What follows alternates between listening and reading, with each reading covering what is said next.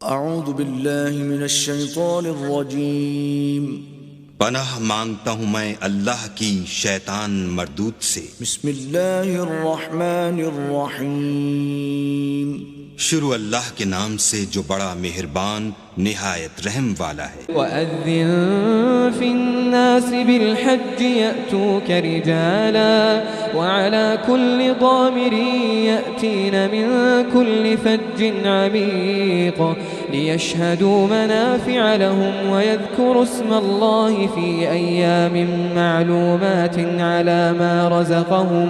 على ما رزقهم من بهيمة الأنعام فكلوا منها وأطعموا البائس الفقير۔